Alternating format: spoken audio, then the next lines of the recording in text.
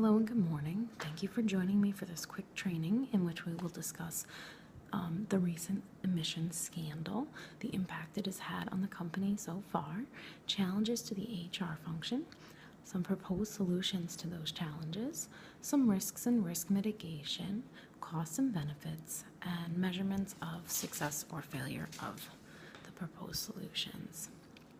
So, a quick recap here. On September 22nd, 2015, which is about 2 weeks ago, we were faced with a notice of violation of the Clean Air Act from the Environmental Protection Agency.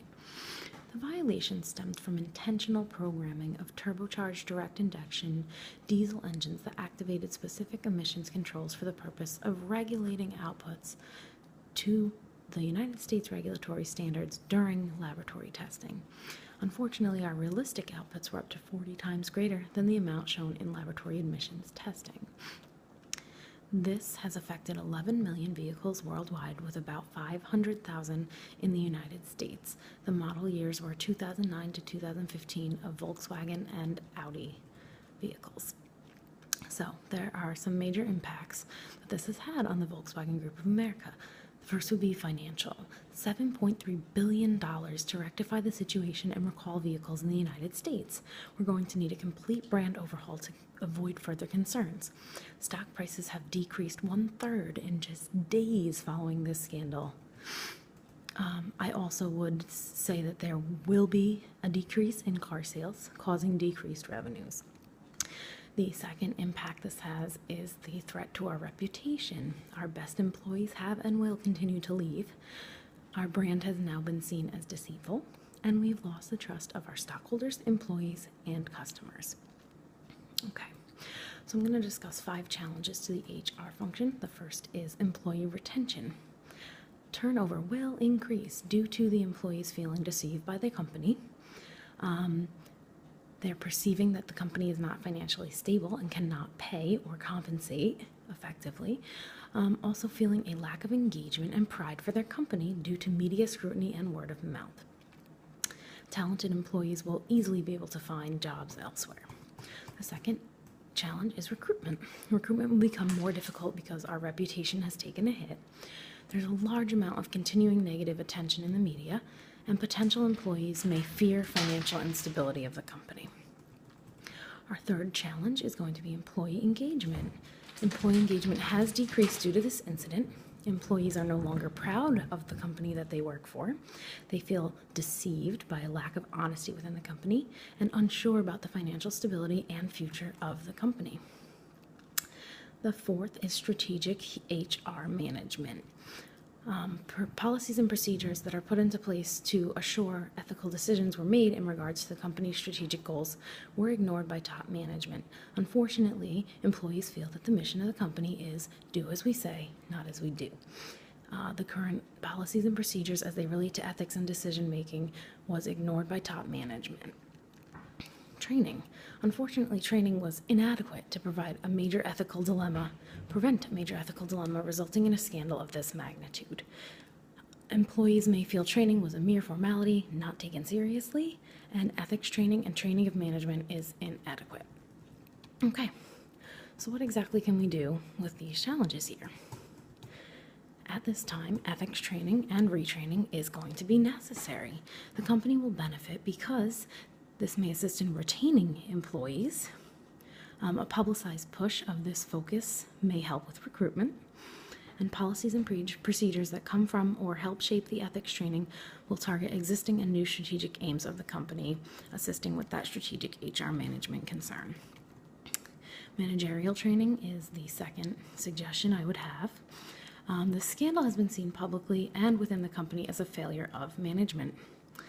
The old CEO has already resigned and been replaced. Upper management needs to be retrained to assure an incident of this nature will not occur again. The third training is organizational change. Training and leadership through an organizational change process will be important, especially following a scandal and the resignation of the previous CEO and hiring a new CEO within such a short period of time. Okay. Another solution would be compensation and benefits. Unfortunately, We're going to see people leaving the company and people who don't want to work for the company because of our reputation at this time. So now it's really important to ensure that employees in the company know that it's financially sound, their work is appreciated. This will increase their engagement. Competitive compensation and benefits may be positive when recruiting, and employees would benefit from some work-life balance, so that should be addressed as well. We should also revise or add new policies. Ethics obviously need to be addressed further, and there need to be clear and honest policies and procedures that allow a person to feel comfortable to whistleblow in the case of ethical concerns. So, as always, there's going to be risks associated with the implementation of the solutions I have just proposed. The first would be training risks. Is anyone going to trust HR, or is HR going to be seen as part of the problem here? So this is a concern. Anything coming from HR policies and procedures trainings, not sure how employees will handle this. Also, training is only as good as the employees that you're training. If they're not ethical people, not moral people, then they're not going to really care what the training has to say. Management training may be ineffective due to lack of engagement, which is an effect of the reputation of the company.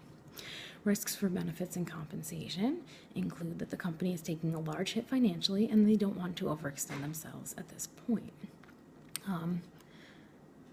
The attention to a financial compensation and benefits may appear to be a band-aid for the larger issue. Employees may find that they can find companies that may have an equivalent or a little bit less compensation, that have a better reputation, that feel more stable. Okay. The risk for the revised policies and procedures would be the same as I stated before with the training. HR may be perceived as part of the problem. General risks that are very important here. The incident has completely shattered the company's reputation at this time. It is a strong possibility that even if all the right steps are taken to fix our image, people will continue to boycott, badmouth, or refuse to support our company for years to come. Employee retention and recruitment may be harder to address due to the reputation of the company, and most effects will not be immediate, and the repair of the company's reputation through action is just as important as the HR functions that need to be addressed. Okay. The best way to mitigate risks following this incident is for the company to constantly strive to improve its reputation. All promised recalls and company overhaul need to be completed quickly. Changes need to be appropriate and transparent. The HR department needs to be seen as an ally to other employees for trainings and policies and procedures to be taken seriously. Employees need to feel safe and secure in an effort to retain and engage. This needs to come from HR, CEO, and upper management. Collaboration with an outside agency to create trainings is necessary at this time.